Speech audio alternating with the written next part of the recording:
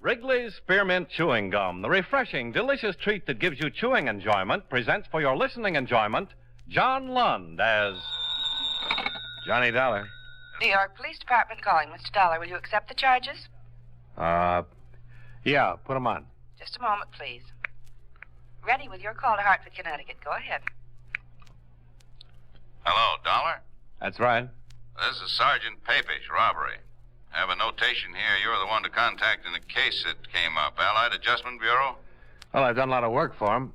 What's it about, Sergeant? Well, we've recovered a mink coat you were looking for about 6 months ago. Oh? Yeah, stolen from a party named Jacoby in Rochester. The Jacobys are in Europe right now, but the furrier's already identified it as the one he sold to him. Jacoby? Rochester? Yeah. Oh, yeah, I remember. It was insured for $5,000. There's some other things taken in the same haul. A watch, rings, bracelet. That's the job. So far, we just have the coat and the girl who was wearing it. What does she say? Nothing. So far, she's got a couple of bullet holes in her. Maybe I better get down there, Sergeant. Room 212, Sergeant Papish. Right.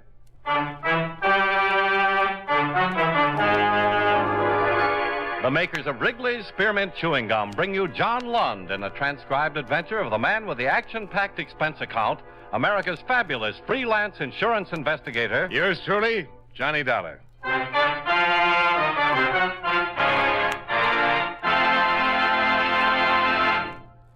Wrigley's Spearmint Chewing Gum refreshes you. Wrigley's Spearmint Chewing Gum gives you real chewing enjoyment. Yes, for chewing enjoyment plus refreshment, it's Wrigley's Spearmint Chewing Gum. The lively, delicious flavor of Wrigley's Spearmint cools your mouth, helps keep your throat moist, and gives you a nice little lift.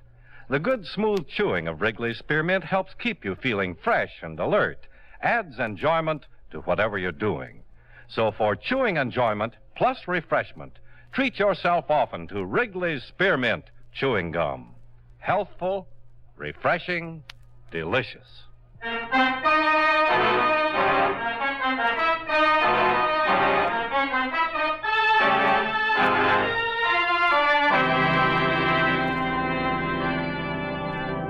Expense account submitted by Special Investigator Johnny Dollar to the Allied Adjustment Bureau, Markham Building, Hartford, Connecticut. The following is an accounting of expenditures during my investigation of the Rochester theft matter. Expense account item 1, $1.65. Person-to-person collect call from Sergeant Papish, New York Police Department. Item 2, $32.56. Train fare and incidentals between Hartford and New York City after clearing authority to resume on the Jacoby case. It had been stalemated 6 months before when the Rochester police and I were unable to recover any part of the items stolen from the Jacoby residence. I arrived in New York at 1:35, dropped my bags off at the New Weston, then went directly to the Metropolitan Police Station.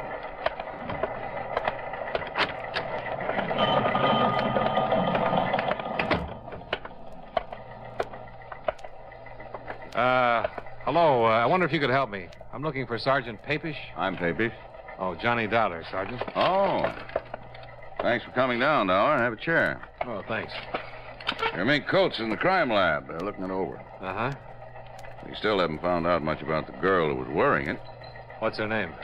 Yeah, just Jane Doe for now. We didn't have her prints on file here, but we're waiting to hear from Washington now.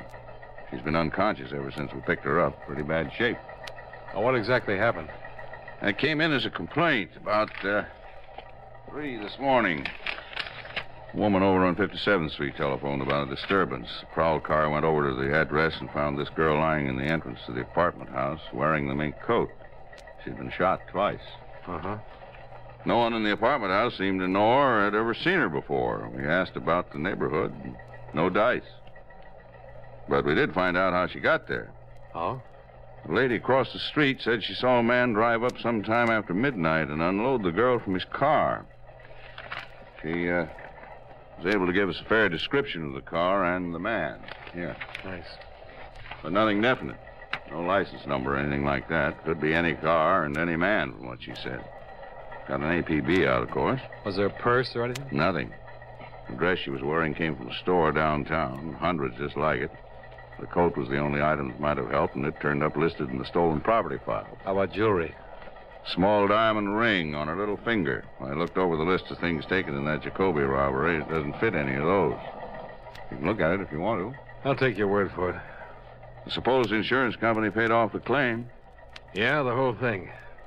Well, at least we have the coat back for you. Maybe we'll get a line on the other things when this girl regains consciousness. If she does. Pretty bad, is it? Yeah. Nice-looking girl, too. Only about 25 or so. Excuse me. Sure. Robbery, Sergeant Papish. Oh, let me get it down here.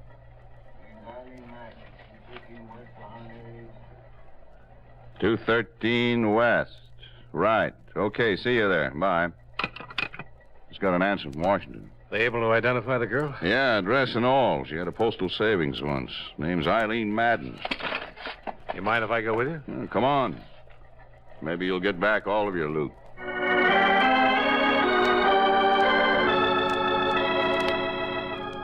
I accompanied Sergeant Papish to the address for Eileen Madden. Turned out to be a fairly nice apartment in a fairly nice neighborhood. By the time we arrived there, a full crew of technicians were at work giving the place a complete check. Sergeant Papish introduced me to a tall, heavy-set man. This is Mr. Dollar from the insurance company, Walt. Sergeant Walter. Hi. How are you, Sergeant? Oh, fine. I'm afraid we haven't done any good for you so far. Haven't found anything here to go with that mink coat. Oh. Have you talked to anybody around here yet? Just getting started on it. The lady who lives across the hall might be able to help us. Where is she? In there. Her name's Ethel Stromberg. Mrs. Okay. I'll take it here. Right.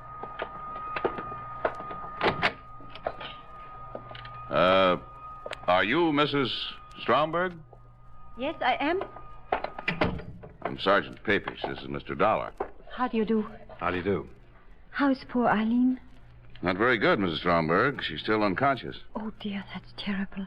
It's just a terrible thing. Where is she? I'd like to go to see her if it's possible. She's at the police emergency hospital right now, Mrs. Stromberg. I'll have them phone you when she can see people. Well, thank you. What an awful thing. How did that happen? What's that all about? Maybe you can tell us something about her, Mrs. Stromberg. Where she worked, how she lived, what people she knew. Oh, dear. How long have you known her? Well, I moved in here about 5 months ago. I met her the very first day. Mm-hmm. Nice girl? Oh, yes, very nice girl. Quiet, minded her own business. Do you know where we can contact her family? No, I can't help you there, Sergeant. I know they live somewhere in California, but that's about all. She talks about them now and then. How about her friends here in town? What about them? Did she talk about any of her friends to you? What do you mean? Well, she's a pretty girl. Young. Boyfriends, maybe. Yes, she did talk about them now and then. You suppose one of them had something to do? Mrs. Stromberg, Eileen Madden was dumped from a convertible last night after she'd been shot. A witness described the car as possibly blue or black in color, white top, white sidewalls. She said it was a late model Cadillac or Buick. Do you know if any of Miss Madden's friends drove a car that comes near that description at all? Why, yes. Yes, I saw him pick her up one night. I was just coming home. Saw who pick her up, Mrs. Stromberg? A man she called Bill. Bill who? I really don't know his last name. She didn't introduce me to him. But she talks about him. He drove a black Cadillac. Can you tell us what he looks like? Well, he seemed very tall. As tall as Sergeant Papish here? So about your height, very nice looking. He seemed quite big. Husky, sort of. Very nicely dressed, too. What color was his hair? I don't know. He always wore a hat. I think it was dark, though. His eyes? I don't know. About how old would you say?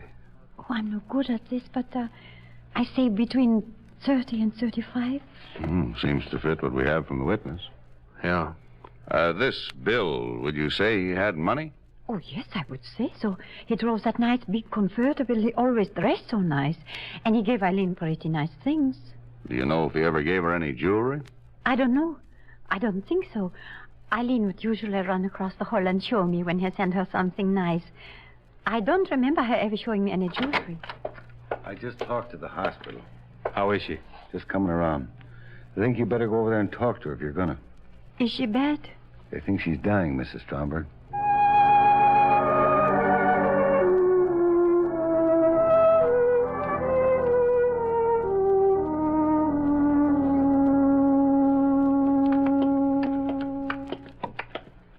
think she'll make it? Hard to say right now. Sometimes they rally. She must have been in their doorway a half hour or better before we got to her. Mm-hmm. She said anything, Doctor? No. You might have to wait a little while for her to come around. I see. I'll tell you both. Ask what you have to know quick.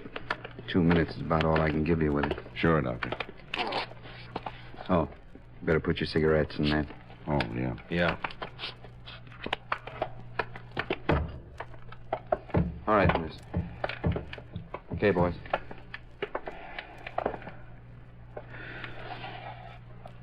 Is she conscious?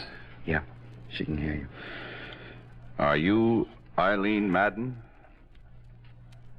Is Eileen Madden your name? Yes. You're seriously hurt, Miss Madden. Can you tell us how it happened? Miss Madden? No. Bill shot you? Yes. What's Bill's name? Where can we find him?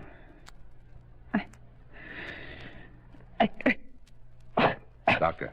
Watch it. Nurse, hand me that.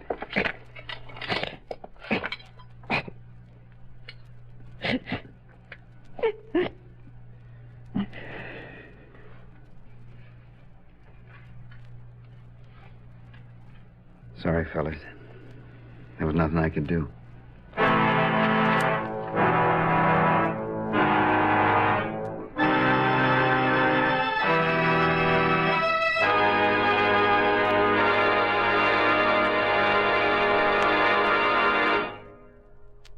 Friends, wherever you are, whatever you're doing, you'll enjoy chewing Wrigley's Spearmint Gum.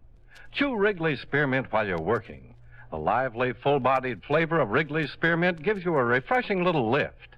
The smooth, pleasant chewing of Wrigley's Spearmint Gum helps keep you feeling relaxed and satisfied. Makes your job seem easier. Chew Wrigley's Spearmint Gum in your home, when you're out walking or driving, when you're enjoying sports and other activities. Wrigley's Spearmint Gum tastes good anytime, and the natural chewing aids digestion and helps keep your teeth bright and attractive. Yes, wherever you are, whatever you're doing, you'll enjoy chewing Wrigley's Spearmint Chewing Gum. Healthful, refreshing, delicious. And now, with our star, John Lund, we bring you the second act of Yours Truly, Johnny Dollar.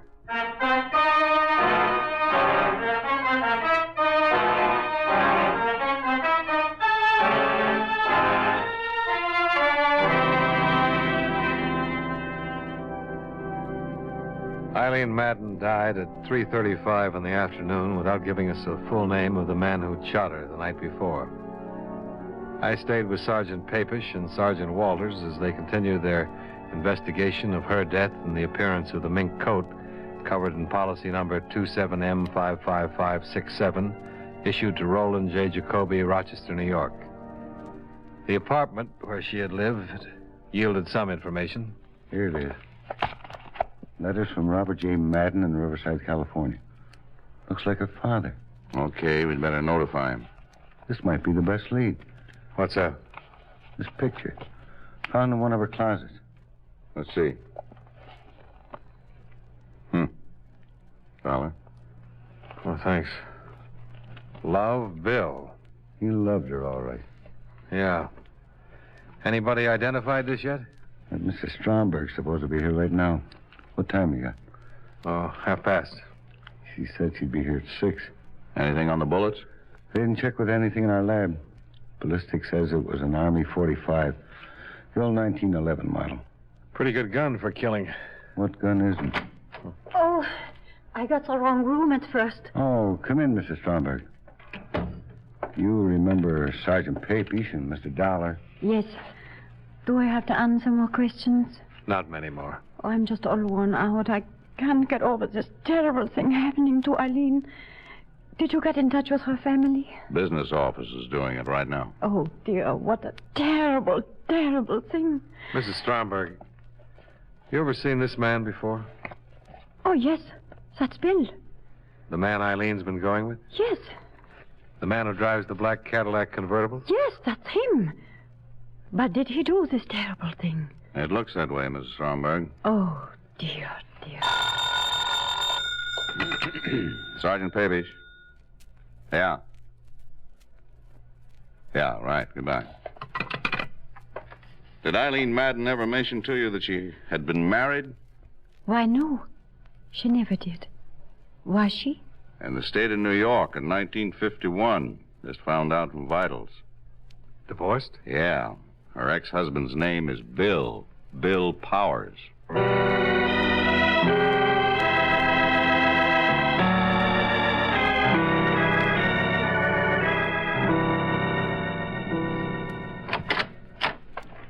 Sergeant Papish, this is Mr. Dollar. How do you do? What's the matter? May we come inside, Mr. Powers? Sure. Well, what's this all about? Do you know a woman named Eileen Madden, Mr. Powers? Yeah, sure. We were married once. Why? Eileen Madden was shot to death last night, Mr. Powers. Eileen? Yes. Are you sure? We checked her prints. Oh. Shot? Yes. What? Oh, what happened?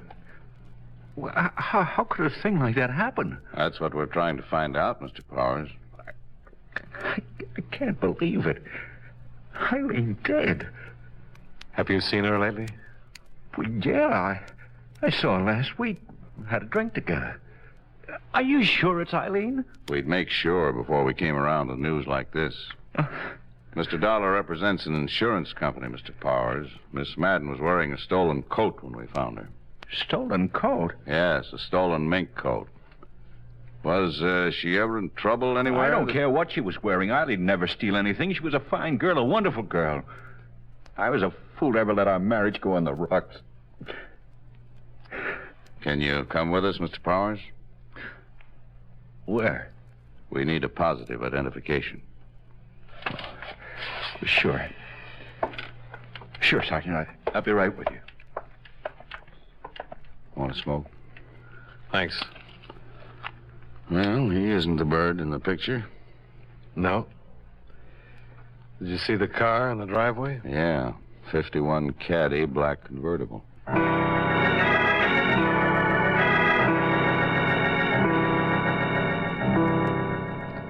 On the way to the city morgue with the ex-husband of Eileen Madden, we tried to get more information from him regarding her activities up till the time of her death. But Powers seemed so distraught that he could only speak of their short marriage and the reason it had ended. It was an old and especially sad story of a man who couldn't provide well enough for a beautiful wife. However, once he'd seen her body at the morgue and identified it, he seemed to get better control of himself.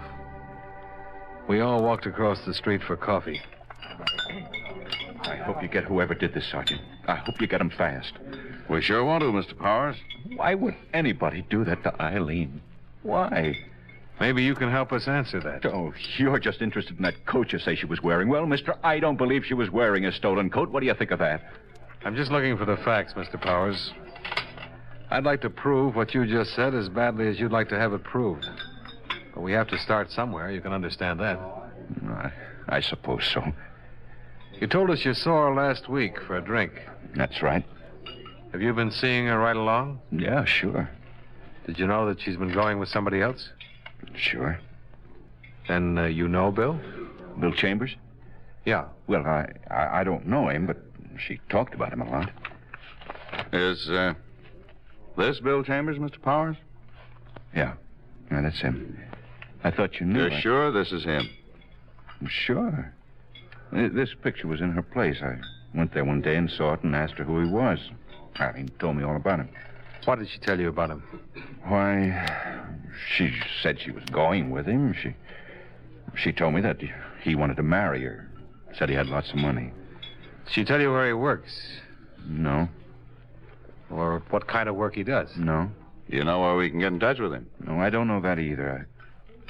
Say, do you think he might have done this to her? We'd like to talk to him. I know she's been going with him for a few months, what she told me. And you've been seeing her the same time she was seeing Chambers? Well, yeah, that's right. She didn't want to marry him. She wanted to marry me again. You know what kind of a car Chambers drives? Cadillac. Thought you never met him. Well, she told me about his car. It's another thing. I went out and bought one myself. I thought it might do me some good with her. Mm-hmm. Were you at home last night? Yeah? Can you prove it? Yeah. I was home. She was out getting killed.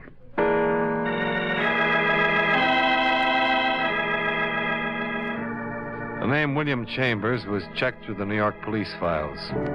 They listed 24 persons who more or less fit his general description. Took 2 days to locate and talk with all of them. Neither Mrs. Stromberg nor the witness who had seen the body dumped from the car could identify any of them.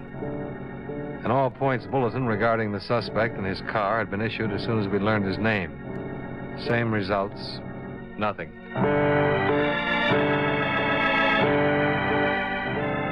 On the third day, the pawn shop detail turned up 2 more items that had been taken in the Jacoby robbery. There they are. Huh. Watch and ring. Jacoby stuff? Case numbers on the watch checkout. The ring's engraved. Where'd they wind up? Shop on 3rd Street. The proprietor says it was sold yesterday. Man who sold them signed the buy book James Agenian. How about his description? Fitz Chambers down the line. Well, at least he was still in town yesterday. Yeah, but the stuff's been on the hot sheet for a long time. If he's had any experience at all, he knew he was taking a chance trying to unload it. Probably trying to raise cash to get out of town. That's what I was thinking.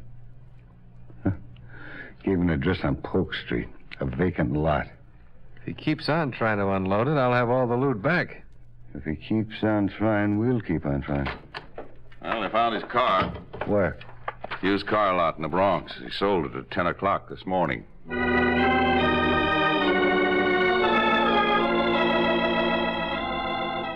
At the used car lot, we learned that a man answering the description of William Chambers had driven in that morning and offered a black 51 Cadillac convertible for sale. The used car lot manager had finally settled on a price and made out a check. He reported that the man had seemed extremely nervous and anxious to make a quick deal. The car was impounded and examined. A full set of fingerprints on the steering wheel and dashboard gave us a positive identification of William Chambers. William Carlson, alias William Carls, William Charles, Walter Cameron, male, Caucasian, age 33, 178, 6'1". Let's see, 14 arrests, 2 convictions, both car theft. Quite a lad. Aren't they all? Doesn't look like a killer, though, does he? I don't know. What's a killer supposed to look like?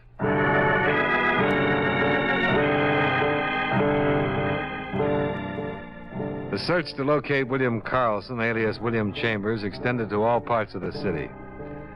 The associates and relatives listed in his criminal file were contacted and questioned. All of them denied having any knowledge of his whereabouts. In the meantime, 2 more pieces of stolen property connected with the Jacoby theft were recovered by the pawn shop detail. Each of the pawn shop proprietors identified the mugshot of the wanted man. He'd used different names in each instance. The handwriting was the same. Each address had to be checked out. I went with Sergeant Papish to the one he had given on 78th Street. It was not a vacant lot. Hello? Hello. We're looking for William Courtney. You found him? Huh? Cops? Yeah. Come on in. Hold still. I'm clean. Checked me through the buy book yesterday? Yeah. Your name's Carlson, isn't it? William Carlson? Yep. We've been looking a long time for you. I know. Yesterday, I decided I'd let you find me. I gave my right address. You want to get your hat? Sure. Look, I didn't mean to kill Eileen. I didn't mean to at all. I want you to know that. Let's talk about it downtown. No, we won't. I'm not talking to anybody downtown. I'm talking to you two right now, and that's it. So you better listen. Okay. I've been doing pretty good with these house jobs. Real good. Enough to buy myself a nice car, get some clothes, get around a little bit. I work all alone. I met her. I liked her. I wanted to marry her. I did. I really did. We went out the other night, and I gave her the mink coat for a present. I thought that'd cinch it. She didn't want to take it. She told me she was going to marry some guy she'd been married to before. I let her have it. That's all? That's all. That's it, mister. I could have run. Sold my car. Getting rid of a lot of odds and ends I have around.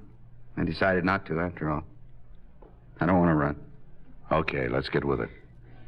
Remember, I let you get me. I wrote my address right down where I knew you'd check it out. Okay. And there's no more talking. You two got it all straight. What's the matter with you, anyway? You got it all? I mean, about everything? Yeah, I've got it. Okay. Hey, wait a minute. You guys are too late. I took it when I heard you knock on the door. Where's the phone? It's too late, I tell you. It's in my stomach now. It's too late. Not for me, brother. I handle plenty of babies, just like you. It's too late. Grab him, Mitt. I got it. Go. Look out. Shut up. You're going to stand trial, baby. Sergeant Papish had handled attempted suicides. A lot of them. And in the 5 minutes before the arrival of the emergency ambulance, he managed to force William Carlson to take an antidote that saved his life.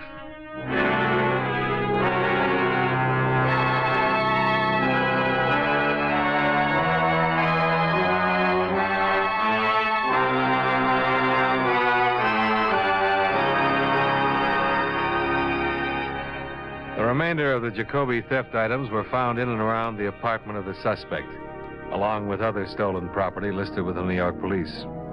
All of the articles on the enclosed list have been impounded and will be available following the trial of William Carlson.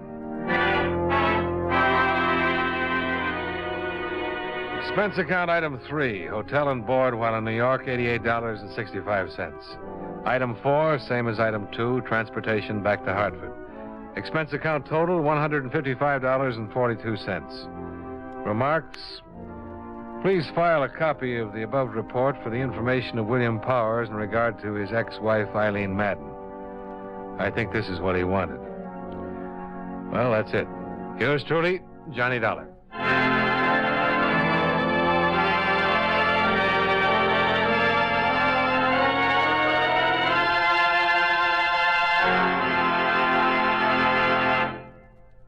Remember, friends, Wrigley's Spearmint Chewing Gum refreshes you. Wrigley's Spearmint Chewing Gum gives you real chewing enjoyment. The lively, full-bodied flavor of Wrigley's Spearmint cools your mouth, freshens your taste, sweetens your breath. The smooth, pleasant chewing of Wrigley's Spearmint helps keep you feeling relaxed and satisfied, makes whatever you're doing more enjoyable. Yes, for refreshment plus chewing enjoyment, treat yourself often to Wrigley's Spearmint Chewing Gum. Millions enjoy it daily. Get a few packages and always keep some handy.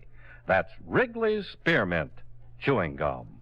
Healthful, refreshing, delicious.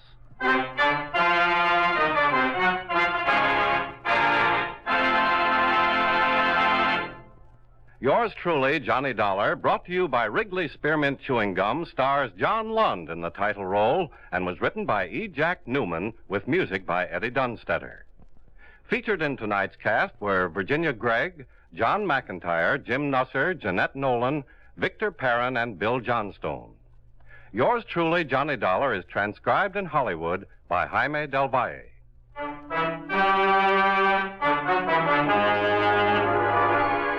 The makers of Wrigley's Spearmint Chewing Gum hope you enjoyed tonight's story of Johnny Dollar and that you're enjoying delicious Wrigley's Spearmint Gum every day. This is Charles Lyon, inviting you to join us again next week at this same time when, from Hollywood, John Lund returns as... Yours truly, Johnny Dollar.